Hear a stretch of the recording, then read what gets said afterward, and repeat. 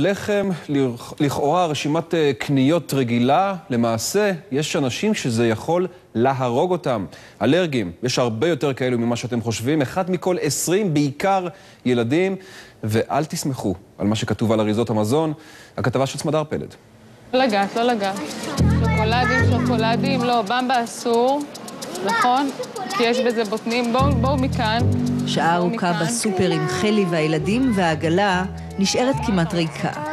ללידור אסור לאכול ביצים וסומסום ושקדים ובוטנים, אגוזים, פיסטוק. דניאל אלרגי רק לסומסום, לא לאכול, אפילו לא לגע. רגע, זה עם סומסום, אל תיגע, עם סומסום. אתה לא רואה שיש פה ציור של סומסום? את זה הוא יכול לאכול. בואי נראה. תראי, מידע מאוד ברור, זה ארטיק, כביכול ארטיק קרח. גם מה שנראה תמים לגמרי, קרטיב, מה כבר יכול להיות כל כך מסוכן בקרטיב, הופך להיות מיד חשוד, אסור להתקרב. עשוי להכיל עקבות אגוזים, בוטנים, שקדים, סומסום. סויה, גלוטן, חיטה. למה, הוא מחזירה את זה. אין לך, אתה לא יכול לתת להם גם את זה.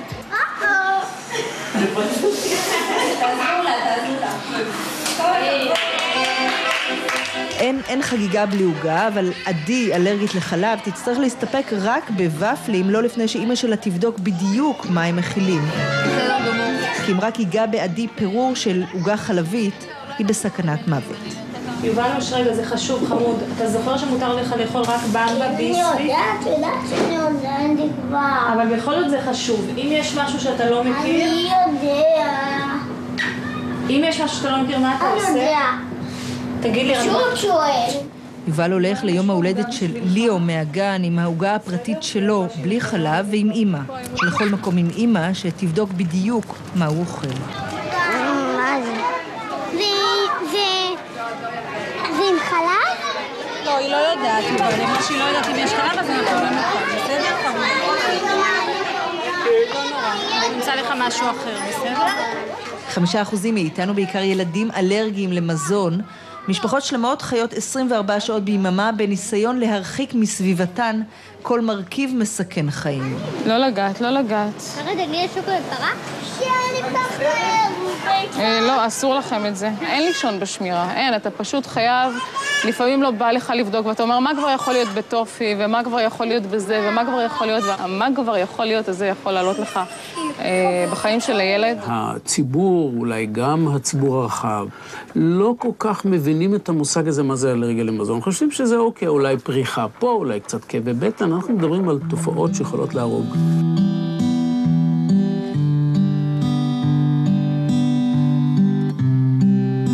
באותו לילה היא הייתה במסיבה של חברה פה, 5 דקות נסיעה מהבית שלנו, ולא ראיתי בזה משהו נורא.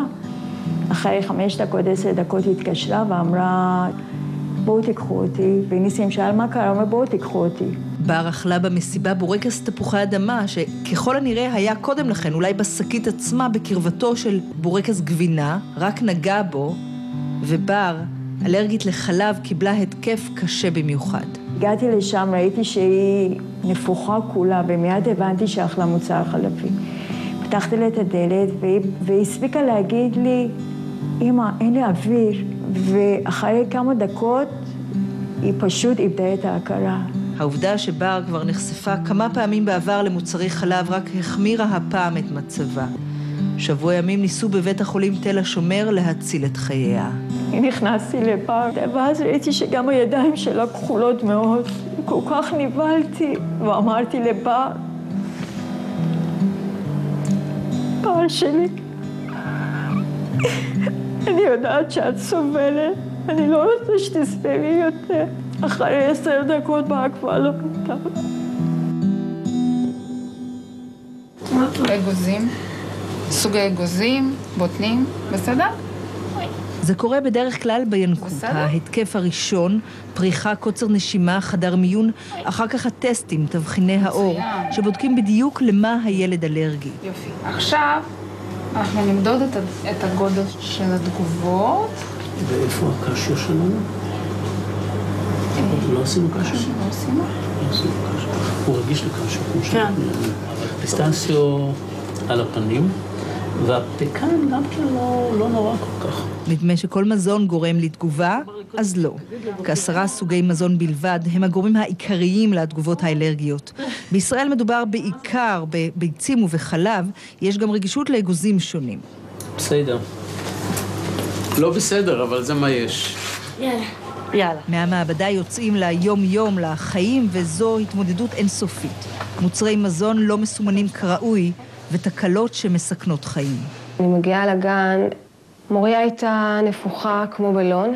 אמרתי לה, תפתחי את הפה, כי הרגשתי שהיא נפוחה עם בצקת, ויצא לה קצף לבן מהפה. אני ידעתי שמוריה בעצם בחנק. על מכסה ממרח השוקולד שאבא של מוריה קנה, היה מצוין מגדים, פרווה, כלומר בלי חלב. אבל השוקולד עצמו חלבי לחלוטין. אם מסתכלים, כתוב שם בקטן על הגביע, אבקת חלב נוכרי. מאז המקרה, מוריה קיבלה הרבה התקפים גם של אסמה, כי היא אסמטית. הייתה לה הידרדרות, שנה שלמה של הידרדרות, במצב הנשימתי שלה, וכולם אמרו לי פה אחד, עוד חשיפה אחת, עלולה להיות מוות. הסתכלו על הבקבוק הזה, תוסף פרוביוטי, כתוב עליו במפורש כי אינו מכיל חלב, אבל אחרי שאורי אלרגית לחלב שתתה ממנו, היא קיבלה התקף קשה. אחרי 6 דקות היא קיבלה את כל הסימנים האלרגיים, מגירוד חיצוני ועד קוצר נשימה. פניתי בבוקר לחברה, הם התכחשו, הם אמרו שזה לא מכיל שום דבר שהוא חלבי. שלחתי את החומר למעבדה, במעבדה גילו שיש בחומר קזאין, קזאין זה חלבון חלב. דגנים ופצפוצי שוקולד עם קרם שוקולד. בואו נראה מה רשום. לא, לרגישים לאלרגנים עשוי להכיל סומסום, אגוזים ושקדים, בוטנים. אסור. אז זה לא רק סימון מטעה או חסר, זה גם סימון עודף גורף. אחרי מקרים טרגיים, הולכות חברות המזון על בטוח. במקום לנקות ניקוי יסודי את קווי הייצור, הן מנקות את עצמן מפני תביעה אפשרית, ומעדיפות להזהיר שיש חשש לשאריות. כל מוצר כמעט עשוי להכיל. מה כן, בשר ואורז? האמת שזה האוכל היחיד שלהם, אורז וטונה. את לא תאמיני. הילדים לא הולכים לצהרונים מחשש שיאכלו שם דבר אסור. הם לא יוצאים לקייטנות בקיץ, לא לבתים של חברים, לא לאירועים המוניים. רוב הזמן הם צמודים להורים בבית. אתה בא לבקש סייעת. משרד החינוך אומר, זה לא בעיה שלי, תסתדרו עם זה. אתה בא למשרד הבריאות, ומשרד הבריאות אומר, מצטער, הילד לא חולה. אני רוצה הפתעות. מסיבת יום ההולדת נגמרת, אבל שקית ההפתעות היא עוד מכשול. יש פה משהו שאסור לך, אנחנו נחלק. היי, מה אסור לי? את הטעמי הזה. אז אני אקבל את 2 הטופים. יובל ואימא שלו נאלצים לחפש כל הזמן פתרונות, לסמוך רק על עצמם. כבר ראינו, אין הרבה סיבות לסמוך על מישהו אחר. ולתגובות בחברת שטראוס, יצרנית מגדים, מבהירים שמדובר בתקלה נקודתית שבה הוחלף מכסה מוצר חלבי במכסה פרווה. על הגביע הם מציינים מכתב במפורש שמדובר במוצר המכיל רכיבי חלב. בחברת תוספי המזון סולגר אומרים שהנושא נמצא בדיון משפטי והם אינם יכולים לפרט מעבר לכך. לטענתם, כל המוצרים עומדים בדרישות. במשרד הבריאות אומרים שהם פועלים לניסוח תקנה לסימון אלרגנים במזון. במשרד החינוך אומרים שניתן למצוא פתרון לכל ילד על ידי הצוות החינוכי, ובאתר האינטרנט של רשת וקשת הופיע בהמשך הערב כתובת האינטרנט של עמותת יהל, ייעוץ והדרכה לאלרגים למזון. ערב 9 באב.